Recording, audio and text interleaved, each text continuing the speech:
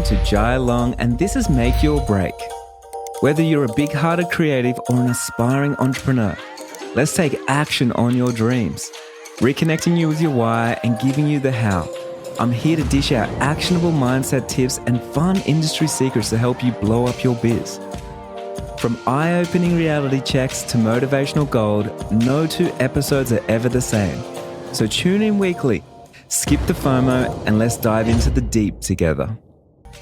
Hey, have you ever thought about, in your business, staying authentic in all aspects of your business? I'm talking about the way that you deliver something, or the way that you do marketing, or the way that you do show up on emails or on social media, or the way that you price yourself, the way that you do sales. You know, there's so many different aspects where we need to show up as our true selves, and we need to be authentically ourselves, because when we are not, and we're not in line with the way that we want to do things, maybe because we're competing with somebody else and we see their strategy and we want to try it for ourselves, or maybe because someone told us we need to charge more, or someone told us we need to charge less. Like whatever it is, we can get out of the flow of how we should be showing up in our business and how actually we want to be showing up in our business.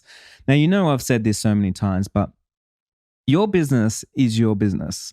And it's nobody else's business. And you can run it the way that you want to run it. You can charge whatever you want to charge. Like there's so many rules that you don't need to abide by, because that's the whole point of being an entrepreneur. You're creating a new rule book. You are trailblazing. And in that process, sometimes we lose ourselves. Sometimes we find ourselves. And sometimes we need to readjust, calibrate, and we need to make sure that we're on the right path of the way that we want to do things. Now, I had a talk with one of my students inside the Six-Figure Business Map, my signature coaching program. Just Jess, her name is. Her business name is just Jess, but her name is Jess. Now, she is an amazing photographer. She's an amazing human being, actually. And I have known her for a few years now. She's been in the Business Map for about 2 years. But she contacted me the other day and she was talking about how to keep authentic in your business. And over the years, she's learned a few different things from her own experience and everything else. And I thought, you know what? I think my podcast listeners would love to hear this conversation. So instead of me just being intrigued and diving in deeper, let's get onto the podcast and let's share this. So who knows? Maybe you're going to find something from Jess's wisdom as well. Now, before we get into today's episode, I just want to say the Marketing Accelerator is coming up very soon. So if you want to spend a little bit of time with me, overhaul your marketing strategy so you can work a lot less on it, make a much bigger impact, and understand what marketing is, bringing in more leads through the door, then I highly suggest you sign up to this workshop. Now, it's completely free. The Six-Figure Business Map will be open on the same day. And of course, you don't have to buy anything. You don't have to pay any money. You can show up and you can learn so much. I'm always making a big impact. I'm over-promising, and then I'm going to over-deliver to you. So if you don't walk away with something tangible, something where you can like plug it into your business from this workshop, then I haven't done a great job. So of course, I'm going to be standing up to that promise to you. Now, if you do want to join the Six-Figure Business Map as well, I really suggest getting over to the wait list. Very important, because we do have a couple of thousand people on that wait list right now, and we do only accept 100 people just to keep the classes small and just to make sure we're making the biggest impact and giving the most attention to everybody as we can. So that's really important. Both of those things, just head over to jailong.co. Make sure you do register as fast as possible, because seats will fill up for this free event. I would love to see you there. It will be live. It will be interactive. You can ask me questions. We'll get deep. We'll share all the things that makes business fun. And you know me, I absolutely love marketing. It's probably one of my favorite things. Marketing and sales, it's my jam.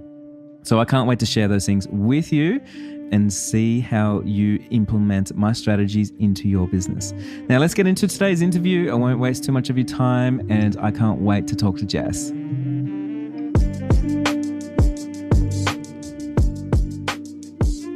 Welcome back to the show. Today we have Jess with us. You've been part of the Business Map for a long time, haven't you? Yeah, I've been in there almost 2 years now. Yeah, it's wow. been great. It's been so good. And I know that I've been talking to you for longer than that as well. And I've seen you in my ecosystem for a long time. So it's so cool that you're finally here on the podcast and you're going to share 4 ways to stay on the path of being true to yourself in your business, which is really cool. Hey, do you want to introduce yourself and let everyone know who you are, where you are, and what you do? Yeah, my name is Jess of Just Jess Photography. I'm based in the US in Indiana and Indianapolis, so right in the heart of the Midwest. So that's where I'm at. And I'm primarily shooting weddings, elopements, couples, and also creative portraiture. Cool. Tell me about your business. So, how long have you been a full-time photographer? I went full time last May, so almost a year. It took me a little while to kind of like take that leap, but Yeah. kind of listening to you throughout all this time, like just do it. And I'm so glad I did. And I really do wish I did it sooner. It's been great. You know, it's funny, it takes so long to take the leap, but once you do, the biggest regret is that we didn't do it sooner. Absolutely. It's like, I why didn't I definitely just do agree. this? It's not as hard as I thought. It's just so much better than my job. Yeah. That's awesome. And you've been working through the business map for a long time now, and that's helped you get the confidence in your business. Definitely. Yeah. A lot of people ask me about the business map and if it's worth it. And it's definitely the best thing I've done for my business for sure. And I think if you are implementing what you're learning, it'll work out. Absolutely. Yeah, that's so, so cool. Well, let's get into it today. I know you've got some really cool things that you want to talk about from your own experience and in your business, and you are excited to share. So let's get into the 4 ways to staying on the path of being true to yourself in your business. All right. So, the first thing I have is kind of like embracing what you love to do. So, I shoot a lot of kind of like creative portraits, and I think for some people, it's kind of scary to take that leap into something that we're kind of differ from something that we're kind of used to seeing all the time and running with those creative ideas. So I just think it's really important to definitely embrace what you kind of love. And I think a lot of people are afraid to do that, but Mm. because they think like people won't book them, I think, if you're not doing what we regularly see, like clean or kind of like pretty things, but it's okay to like get weird and try new stuff. And the more you do it, kind of the more clients will see what you're kind of making and be attracted to it. Did you have a time in your life when you were too scared to sort of pursue the things that you love, or have you always felt this way? I've kind of always felt that way, but I think when I think about it in my own work, I felt like I was supposed to do what everybody else was doing for a long Mm. time And it because I feels thought that safe to do that's, what everyone else is doing? yeah, it felt safe. And I feel like that's what people wanted and that's what they would book. So I was really afraid to like take that step kind of on the weird side, I guess, and make things that you might not see traditionally in like a Mm. wedding world or a portrait world. So I definitely, it took me a little bit of encouragement for myself to like go that way, but it's really paid off. Do Now you I'm think like it's creating more things that I love. do you think it's more risky to not follow your heart and do what you love and stay on the same path of it as everybody else? I think it is kind of risky because you're kind of risking what your own feelings in your own heart. So Mhm. if you're not doing what you are wanting to do or loving to do, you're only going to kind of like make yourself suffer in the long run of just creating work that doesn't excite you or get you passionate or Mm. really love what you do. And I think that could maybe lead to burnout in the end. Yeah, I think it really does. I think when a lot of people talk about burnout, it's not necessarily they're working too hard or too long, is they're working on the wrong thing and they're not in love with it. And if you're Yeah. obsessed with what you're doing, you don't have to try to kickstart yourself to work. You have to try and stop yourself from working because you're keen and ready to do it all the time, right? And I Yeah. always find myself in the slipstream of I'm keen to do the thing literally all the time until I'm doing something that I don't love. And then I feel burnt out. Funny how that works. Mm. Yes. Absolutely. That's awesome. So, on this one, do you have any practical tips on how we can sort of trust our instinct and our gut and follow that path of implementing the things that we actually want to do in our business opposed to just following the trends? Yeah, I think a big part of it is like finding what does inspire you, what you are kind of wanting to lean into, and then start. Like for me, it was like kind of shooting. I'm thinking of weddings here. So if you're shooting a wedding day normally as you do, maybe take 5 minutes of that day and be like, okay, for this 5 minutes, I'm going to intentionally take Mhm. some photos that maybe I'm not used to, or trying out a new idea that I'm not used to, and just seeing what comes of it. And then use those pictures that you took in those 5 minutes and see what you get. And then keep working on that and posting, those kind of things. And then kind of like, as you keep going, use more time to do that. Love that. So just to sort of recap on that and just to make sure that I'm on the same page, you're saying allocate some time to yourself for your own selfish art that you want to create and the creativity that you want to do on a wedding day. And then until you get more and more confident, you can allocate more and more time.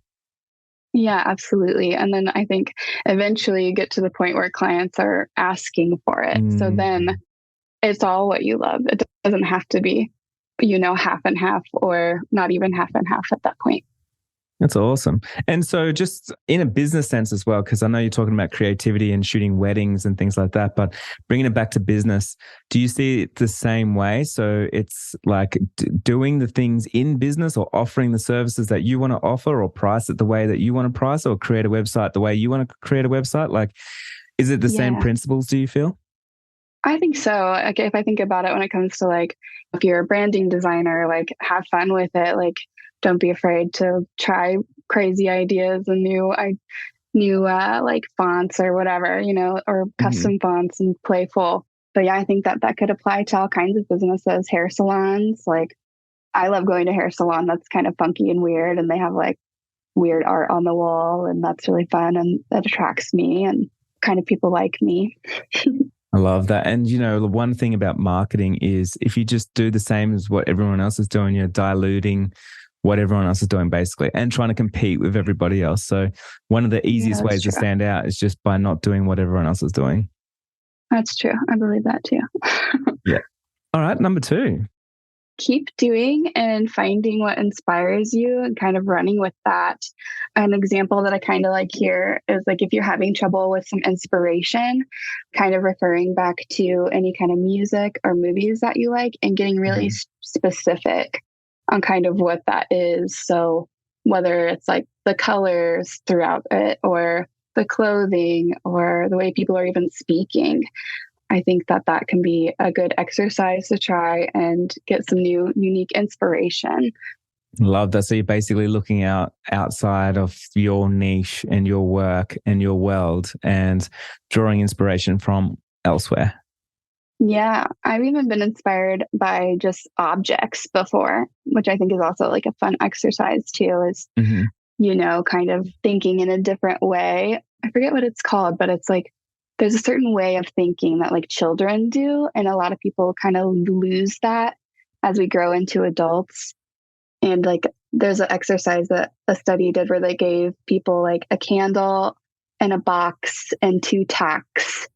And they said, like, put it on the wall, and like, how can you put this on the wall with just the objects that we have, to where the wax doesn't drip onto like the floor? And a lot of people had a hard time doing it, but because they just saw the objects that were contained inside of the box, instead of using the box to like tack it to the wall and put the candle onto the box and light it, so the box like catches it. Anyway, I thought that was interesting. So the children were able to do it, but the adults weren't. Yeah, it's kind of like maybe divergent thinking, I think it maybe be called, but yeah, just like a exercise that they did to kind of test that. But yeah. That's really cool. So like, even in your business, it's like just exercising your creativity with everything you're doing. So just bringing in like outside influences and things like that. And I think so often, like in business, everyone looks around at what everyone's doing, and then they don't get outside inspiration. And like something that you just said is like sitting in a hair salon and looking around at the crazy paintings on the walls, like inspires you with how you can show up in your business and what you are allowed to do and how different you can be. But also just bringing that in from a whole different industry, and then using that into the way that you build your business, which is cool. Yeah, there's no rules, There's no rules. You can be as weird. There isn't. You can be as weird and whatever, and your people will come for sure. Love that so much. All right, number 3. Don't be afraid to take risks. So kind of keep searching for the inspiration that drives you and stretches your brain to new ideas. And it's okay for if it doesn't work out. Like you can try something just for the sake of trying it and stretching your brain. And if you don't like it, or if it doesn't work out, it's okay. You tried it. Are you scared when you take a risk? Yeah, sometimes. Yeah, sometimes I think that people won't grasp like a concept that I'm trying to do. It is for others, but it's ultimately for myself and to show myself that I can do it, even if it's not something I want to share. Yeah, do you find like the more that you take a risk, the more resilient you get and the more that you trust yourself and your own instincts, so it gets less scary? Yeah, absolutely. I think so. And then, yeah, and it's so rewarding too, I think, when you do take the risk and you love what you've done. I think that's really rewarding. What kind of risks have you taken lately that you feel like has put you out of your comfort zone? I did a shoot recently that was like inspired by an object. It was like a glass juicer. And I wanted to get really like weird with it and do some new poses that were kind of different. So I felt like that was taking a risk a little bit. Love that. And what about in your business? Have you taken any kind of risks with your marketing or with any aspect of your business recently? I recently did make a new site that was a little bit, different. I guess that wasn't really a risk, but it's always a risk though, because you can launch a new site and I guess it's like you don't know if it's going to land perfectly or like what your last one did, or you don't know how your audience is going to respond or if your perfect client's going to find it and they're going to enjoy it and stuff. So there's an element of risk of basically everything that we do, Mm-hmm. Even inquiring to you about being on the podcast was like that was a big risk to me. Yeah, it's been something I've wanted to do for a long time and definitely scared me. But I've been doing a lot. I feel like I've been doing a little bit more things that scare me lately. And those have been exciting actually to me. Do you have any practical steps on more mindset stuff around taking a risk? Yeah, I think mindset stuff on risk taking is you have to like really believe in yourself, I think, and kind of thinking about that. You have to believe in yourself first before you kind of do anything, and working on the mindset too that it doesn't have to be perfect or something that everybody loves. It can be, for the one person who loves it so much and will like shout out about it and share it, and that's rewarding enough to me, I think, is with a handful of people. Yeah, I think so many people suffer from, when they think of the risk, just the fact that they might get rejected, right? So like when you reached out to me to get on the podcast, it's like, man, rejection. But the way that I like sort of weigh up my risk is like, what is the riskiest thing? So what is the outlay to what's the return? And so if I didn't contact Jai to get onto his podcast, the risk is maybe he will say no. Really, that's probably the worst case scenario. Best case scenario is he'll say yes and we'll have a conversation. Then I'll reach new people and I'll talk to new people and I'll make some new friends and people will contact me on Instagram and say, that was brave of you. And and who knows what kind of opportunity that will lead me to. And so when I think about that, I always like weigh up the risks. And then when the risk is not like, it's not very low that I can fall, I'm like, wow, there's literally nothing stopping me from doing it, because the worst that could happen is someone will say no, or the worst could happen, someone doesn't like my website. The worst that could happen, like whatever it is. And so I might as well say yes to myself and give it a go and just see what happens. Another thing is like, we live in a world where we put so much fear on ourselves and we literally will live it and breathe the worst case scenario before it ever happens. And a lot of the times we don't do it the opposite way. I love to live and breathe what would happen if they said yes, and I fall in love with that outcome. And then if I don't ask them, I never get to experience that outcome, so I take it away from myself. So it's a really easy way for myself to take on bigger risks and meet new people and put myself out further and expand more and grow more, because I fall in love with the fact that it could change my life. And if I did nothing, nothing's going to change. Yeah. Kind of thinking about other like marketing risks that I took, something came to mind too. There's a bridal boutique, about an hour or so away from me, and they are all about like the untraditional bride. And I just feel like I connect with them so much. And I was like, how cool would it be to do a styled shoot with them. And then they don't know this yet, and then make an album, and put it in the shop and, market it right to the people that I want. And it was like scary to approach that idea and email her and be like, hey, here's me. This is an idea I have. But she said absolutely. So we're in the middle of planning that as well. So cool. And it's like, you don't know if it's going to pay off, and you don't know if it's the right move, and you don't know if it's going to bring you new clients and stuff, but that doesn't matter. It's like, you already know what's going to happen if you don't do something. Yeah, absolutely. That's awesome. All right, let's get on to your next point. Keep showing up, keep showing it, and like your people will come and they'll ask for it. And like, I think that a lot of people think that their people aren't out there if they're going to show a certain thing, but they're out there. Sometimes it takes some time, but once you start getting the people who love what you're doing, it just fills your cup so much. And then you're loving what you're doing, and you're always putting your best out there, and you're not getting burnt out or bored of the same thing, and you can keep doing the stuff that you love. I think so many people underestimate how much time you got to put in to build the foundations of the business that you love, right? And so whenever I think about anything that I've done, it's like, how long did I need to work on it and keep showing up for myself, keep showing up in my business, and doing it regardless if I get paid or anything else. And the longer that I do that, the deeper my foundations go, and the better the springboard is for me to bounce higher than everybody else. And I think it's such an important thing to remember with showing up and blowing up. So for yourself, do you have any practical tips that's helped you along the way with consistently showing up over and over? Yeah, I think, going back to taking those steps and just like keep on making it. Keep on keeping on. Yeah, just keep on keeping on, honestly. Keep showing it. And like, if you have an idea and you don't have a client to do that idea, whatever it is, just do it yourself and, keep practicing into what you want to be creating.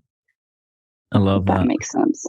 Yeah. Yeah. And it's sort of like that 10,000 hour rule that people talk about, like you're an expert after 10,000 hours. And it's, so often someone will book like a bit of work. Maybe they're a wedding photographer and they book a few weddings and like, yeah, I'm the best in the world now. But really, it's like, if you're not organizing yourself styled shoots every day of the week and, doing more and expanding more, like you can fast track that 10,000 hours by getting out there and making things happen for yourself.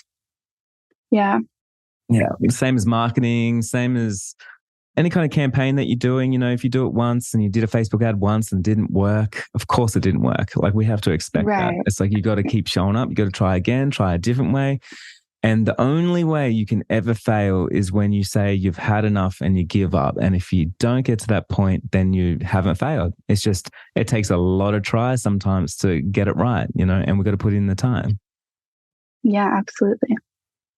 I love that. So in your business right now, like, is there anything that's holding you back with showing up? Like, I know so often we get people on a podcast and it says like, yeah, just show up and post on Instagram. But then our insecurities come in, or we don't know what content we should be posting. And we don't know, we get overwhelmed because we sit there and watch reels for an hour and then we don't feel good enough because all the reels are amazing now. Yeah. For you, is there any blocks right now where you're not showing up as much as you want to, or are you working to showing up more, or are you already happy with the way that you do show up? I think some blocks for me is like trying to step into something a little bit newer, which would be like destination kind of stuff. I think the block for me is like, oh, I don't have enough, experience in doing things where I haven't been, or I don't have the work. So again, that's just about making it happen, getting out there and doing it and getting experienced. And also, like, I just took a course on like how to plan things in places you haven't been. So educating myself as much as I can. I think it's really easy, to get overwhelmed with what we're seeing all the time on Instagram, reels and everything. So I think it's good to do like little mind exercises and write down your thoughts and ideas outside of that to kind of remember what makes you unique and stand out. What about the comparison game? Do you have any tips on like how to sort of avoid getting down that rabbit hole? And like, I feel like in a lot of industries, like the comparison game is the biggest reason why we don't keep showing up and keep posting, because we see everyone else doing better things than we're doing, shooting in better locations, having better success with their marketing, booking out better years, having, whatever it is. There's always so much more. Yeah, I think when it comes to comparing, you have to like kind of whittle it down to what are you comparing yourself to about that person?